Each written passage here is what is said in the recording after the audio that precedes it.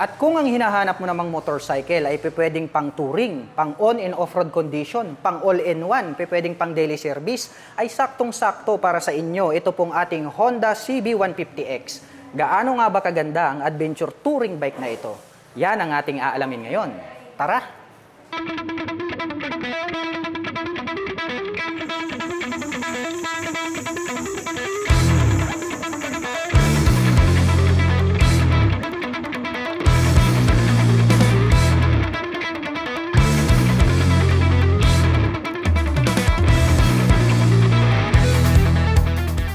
Para naman po sa mga kababayan natin na mahilig pong mag-on and off-road condition pagdating po sa ating mga motorcycle, ay saktong-sakto. Highly recommended po itong kanilang Honda CB150X. Ito pong kanyang main headlight, no? Parang nahawig po siya dun sa kanilang Hornet.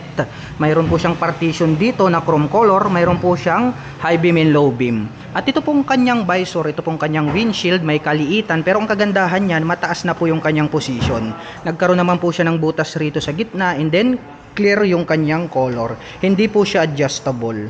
At nandirito naman po located dito pong kanyang mga turn signals. LED na po lahat ng kanyang ginagamit dito po sa kanyang lighting system. At pagdating po sa mga adventure touring bike na mga motorcycle, is talagang nagkakaroon po sila rito ng extension cover na napakalalaki at napakalalapad. Nagkaroon naman po ng mga butas ito pong kanyang extension fender, which is very attractive po.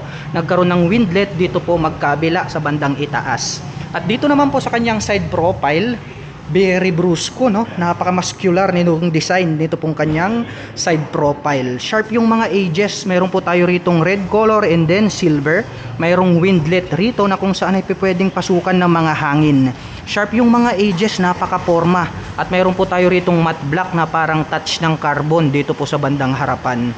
At mayroon po siyang nakalagay rito na decal na CB150X. At dito po ay mayroon po tayo ritong decal na Honda with pakpak ng agila.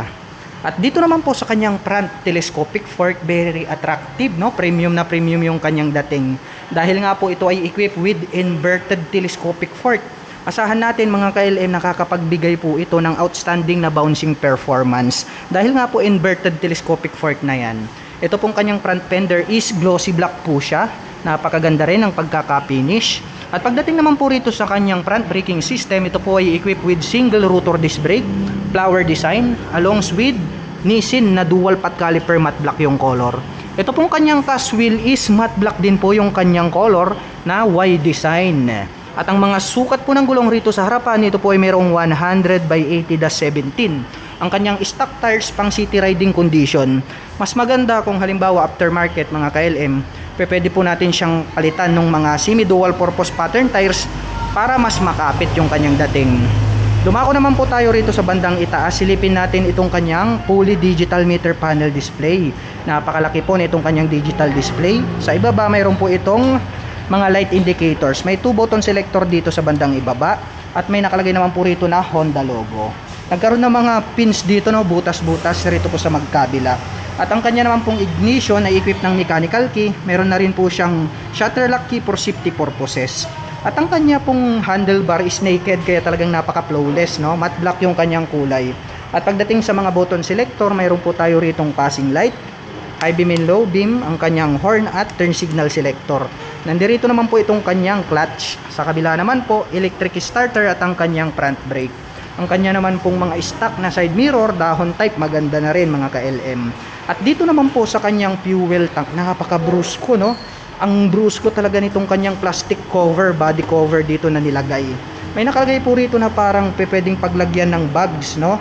Nakaabang na po siya. Sa gitna may nakalagay po rito na CB150X yung kanyang model name. At nandirito naman po sa bandang gitna, ito pong kanyang fuel tip. May rounded dito na silver and then dark silver po. Anyway mga KLM, ito po pala ay mayroong fuel tank capacity na 12 liters. Napakalaki nitong kanyang fuel tank. At dito po sa kanyang side profile ng kanyang fuel tank, may nakalagay po rito na decal, which is camouflage po siya. Hanggang rito po sa kanyang side cover, nag-extend po siya rito. At dito po sa bandang dulo, may nakalagay naman po rito na susian na kung saan ay pwede nating buksan siguro itong upper part ng ating upuan. At mayroon naman sigurong maliit dyan na space na pwedeng paglagyan ng papers. At may nakalagay naman po rito na minimal decal sa bandang dulo. At ito pong kanyang upuan, medyo mataas yung pagkaka-design nito pong kanyang back rider seat compared po natin dito sa ating rider seat, which is good yan. Big bike na big bike yung kanyang dating. Yung comfortability nandirito kasi nga malambot din. Yung stitches, sakto lang yung pagkakatahi, durable naman po siya.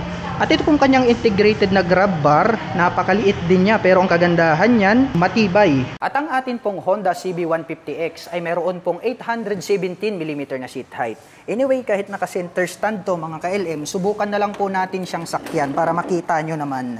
So ito po yung naka-center stand, tip-toed po tayo rito. Pero masasabi ko naman na pag tumakbo na po itong adventure touring bike na to, ay comfortable na po yung inyong maneuvering or yung inyong pagmamaneho. Dumako naman po tayo rito sa kanyang engine. Dito po sa bandang ibaba, mayroon po pala ritong engine extension cover na kung saan ay pwede naman po niyang harangin o nagsisilbing kalasag para dun sa mga bato. Hindi po matamaan or magasgas itong ating engine.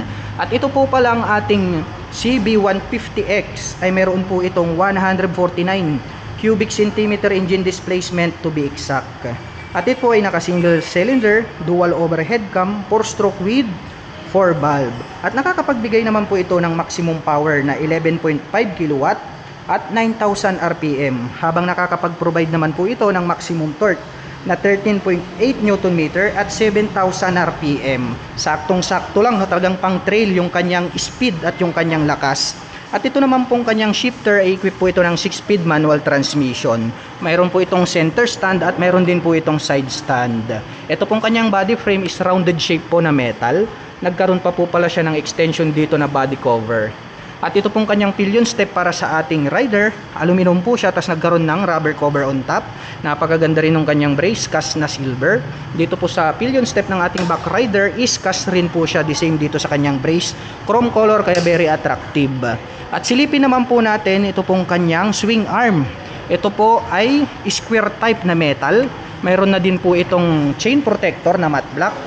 At ang kagandahan niyan, mayroon na din po siyang integrated na mudguard na kung saan ay pre-prevent naman po natin na matalsikan ng mga putik ito pong other body parts nitong ating bike.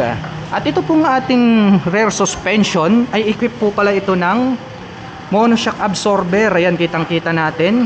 Napaka-thick and then glossy red yung kanyang coil spring. Ang kagandahan naman yan, since nasa middle yung kanyang positioning, ay nakakapagbigay po yan ng balance na bouncing performance.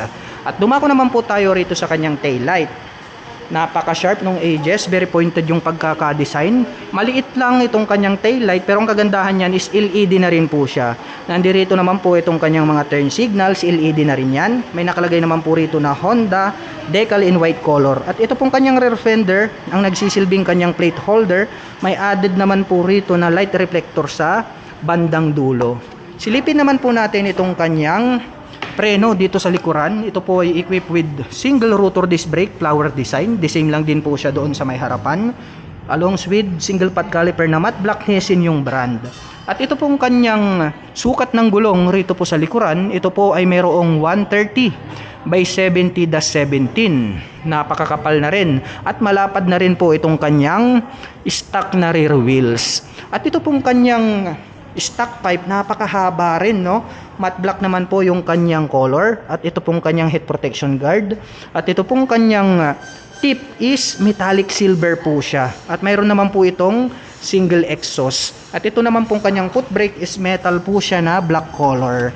Ang cute, no? Napakaliit nung kanyang pagkaka-design.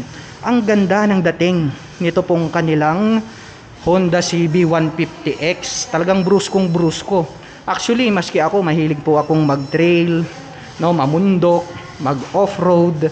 Kaya bagay na bagay para sa inyo to dahil nga all-in-one na to. Pwede siya pang city riding condition. Lahat na applicable po tong motorcycle na to. At ang presyo po pala nitong ating Honda CB150X ay nagkakahalaga po ito ng 173,900 pesos. At para naman po sa mga kababayan natin na nakapanood ng video na ito at interesado pong maglabas nitong kanilang Honda CB150X ay maaari nyo po silang puntahan at bisitahin. Dito po yan sa Honda Wing, San Fabian, Pangasinan branch. At para naman po sa aking mga Palo followers and subscribers na gusto pong mag-order nitong ating suot ngayon na dekalidad t-shirt, ay ilalagay ko na lang po yung link dyan po sa description box sa ibaba na kung saan ay pwede kayong mag-check out. At para naman po sa mga gustong magpunta rito sa Honda Wing, ang kanila pong operation time is starting 8:30 AM until 5:30 PM from Monday to Saturday.